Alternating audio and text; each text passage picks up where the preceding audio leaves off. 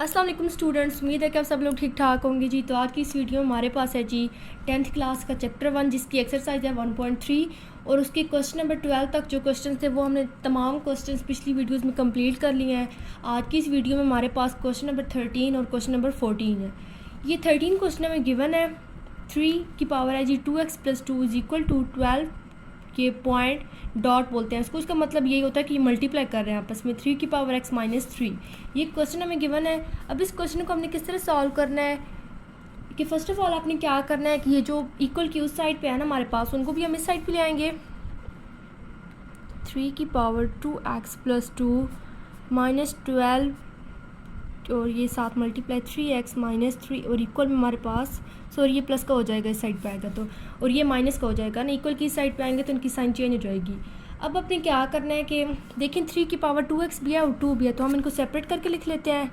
3 की power 2x और 3 की पावर 2 माइनस ये साथ इसी तरह आएगा और 3 भी इसी तरह आएगा। अब हम क्या करते हैं कि हम लेट कर लेते हैं कि जो 3 की पावर x है ये वाली, इसको हम इक्वल कर लेते हैं y की। ये हमने सपोज कर लिया है ना, इज इक्वल टू हमने कर लिया है y के। अब हम क्या करेंगे कि इसका स्क्वायर लेंगे बोथ साइड्स पे। इसका स्क्वायर ओपन करें तो 3 की पावर x का जब स्क्वायर लेंगे हम तो हमारे पास आ जाएगा 3 की power 2x is equal to y square आ जाएगा। अब देखिए कि ये जो हमारे पास यहाँ पे एक बनी थी इक्वेशन थी, इसमें हमने क्या करना है कि हमारे पास ये भी निकल आया है और ये भी इनकी जगह पे हम इनकी वैल्यूज़ लगा लेते हैं। 3 की power 2x is equal to हमारे पास वाई स्क्वायर क्या है और साथ ये 3 की पावर 2 इसी तरह आएगा माइनस 12 और 3 की पावर x हमने इक्वल किया सपोज किया y के तो ये 12y आ गया है और साथ प्लस 3 इसी तरह ही आएगा इज इक्वल टू 0 भी इसी तरह। अब 3 की पावर 2 क्या होता है 9 जब वाई स्क्वायर के साथ मल्टीप्लाई करेगा तो हमारे पास आ जाएगा 9y square minus 12y plus 3 is equal to 0। अब आपने क्या करना है कि इसको फैक्टराइजेशन की किसी भी मेथड से सॉल्व करना है। तो हम क्या करते हैं यहाँ पे ये जो 9 है और 3 कांस्टेंट वैल्यू उनको आपस में मल्टीप्लाई करते हैं तो हमारे पास आता है जी 27 के आपने पेयर बनाने हैं। तमाम आपने जो टेबल है ना वो इस पर काउंट करना है कि कितने टाइम जाते हैं और आपने किसी जो सही टेबल है ना पेयर उसमें से आपने देखना है कि हमारे पास ये माइनस 12y आ रहा है या फिर नहीं आ रहा।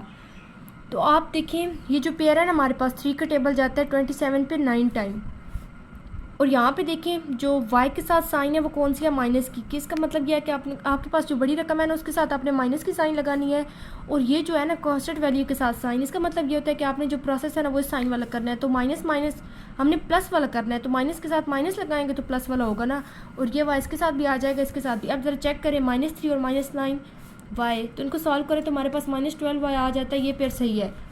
अब यहाँ पर हम लिख लेते हैं 9y square minus 9y minus 3y plus 3 is equal to 0। यहाँ पे 9y कॉमन आ रहा है अंदर, हमारे पास बच गया y माइनस 1। यहाँ पे -3 कॉमन आ रहा है और यहाँ पे हमारे पास सेम वही बचा है y माइनस 1। अब हम क्या करते हैं 9y माइनस 3 को हम एक ब्रैकेट में लिख लेते हैं और इस y माइनस 1 को हम एक ब्रैकेट में लिख लेते हैं। अब हम क्या करेंगे कि इन दोनों को 0 की इक्वल कर लेते हैं। 9y minus 3 is equal to 0 और y minus 1 is equal to 0। 9y को हम अकेला छोड़ देंगे, -3 दूसरी साइड पे जाएगा इक्वल की तो प्लस का हो जाएगा और फिर y को हम अकेला छोड़ देंगे। 9 इस साइड पे इक्वल की साइड पे ना y के साथ मल्टीप्लाई कर रहा था, जब दूसरी साइड पे जाएगा तो 3 के साथ डिवाइड हो जाएगा और यहाँ पे हमारे पास आ गया 3 का टेबल 9 पे 3 टाइम तो हमारे पास आ गया y is equal to 1 divided by 3। अब इस साइड को हम सॉल्व कर लेते हैं, y को अकेला छोड़ देंगे, -1 इक्वल की दूसरी साइड पे जाएगा तो वो +1 हो जाएगा। अब देखिए कि हमने y को किसकी इक्वल किया था, वहाँ पे हमने किया था ना इसको 3 की पावर x के।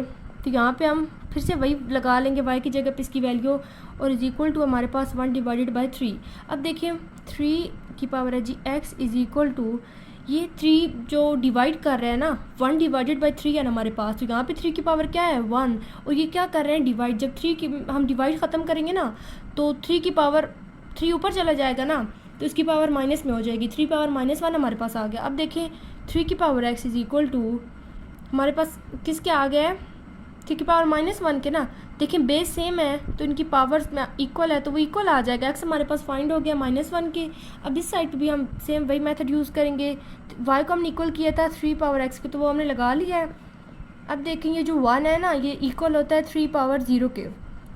अब बेस सेम है तो इक्वल में एक्स की पावर इक्वल हो जाएगी ना हमारे पास, एक्स इज इक्वल टू हमारे पास 0 की निकल आया। अब हमारे पास आंसर निकल आया है -1 और 0। तो ये हमारा आंसर निकल आया है एक्सरसाइज 1.3 का जो क्वेश्चन नंबर था 13। अब हम इसका करने लगे हैं क्वेश्चन नंबर 14। हम जल्दी से क्वेश्चन लिख लेते हैं, यहाँ पे लिख लेते हैं question number 14। Question number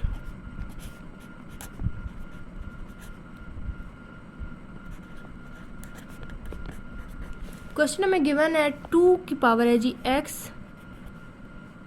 plus 64 multiply 2 की पावर -x -20 और इज इक्वल टू है ये 0 के हमारे पास। अब ये हमें क्वेश्चन गिवन है, इसको भी हमने वही मेथड ही है ऑलमोस्ट जो हमने पिछली क्वेश्चन 13 में लगाया है ना, वही है।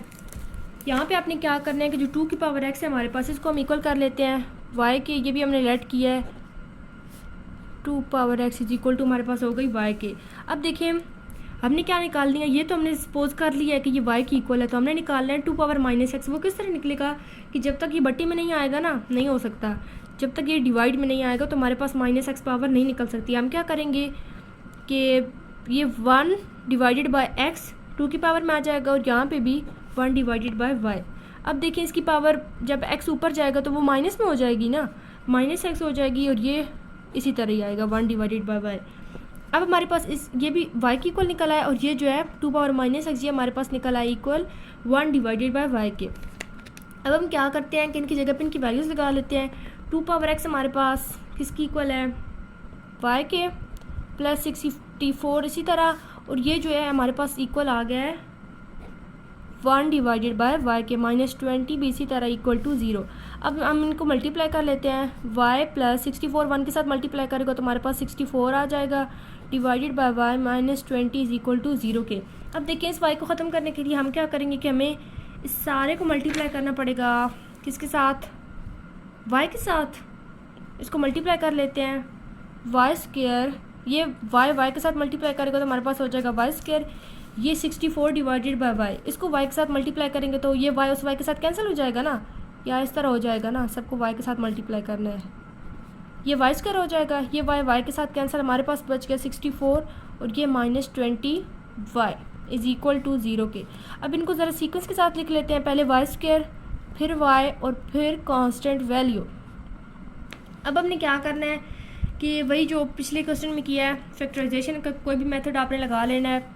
यहाँ पे क्या है, 1 है ना, जब कुछ भी ना हो तो 1 होता है। अब 64 को 1 के साथ मल्टीप्लाई करें तो हमारे पास 64 ही आता है। 64 के हमने पेयर बनाने हैं, कोई भी ऐसा पेयर चूज़ करना है जिसको सॉल्व करने से हमारे पास -20y आ जाए।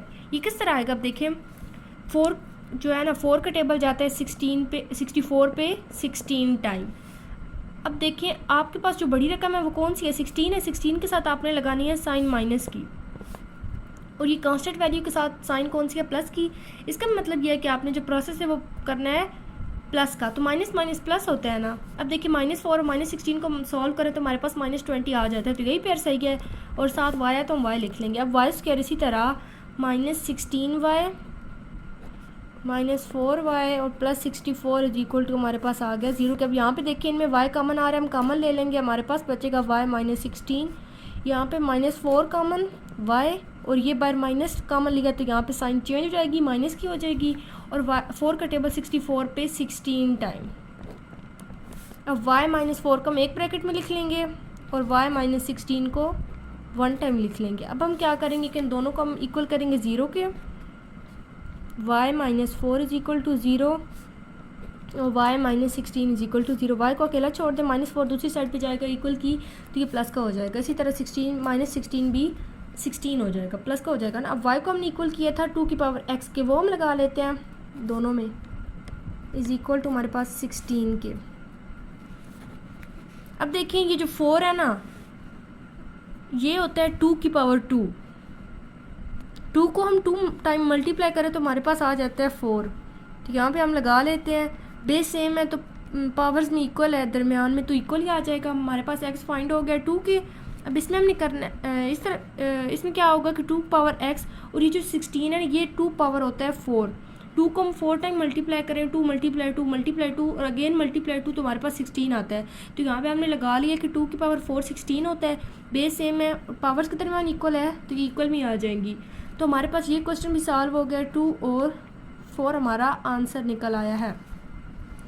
तो ये हमारा क्वेश्चन नंबर 13 और 14 जो थे एक्सरसाइज 1.3 के 10th क्लास के वो कंप्लीट हो गए हैं। अगली वीडियो में हम करेंगे जी क्वेश्चन नंबर 15 और 16 एंड आई होप कि आपको ये क्वेश्चंस अच्छी तरह समझ आ रहे होंगे। लेकिन फिर भी अगर आपको कोई भी क्वेश्चन हो तो कमेंट सेक्शन में लाजमी पूछ लीजिएगा। मिलते हैं अगली वीडियो में, तब तक के लिए अपना ख्याल रखिएगा। अल्लाह हाफिज़।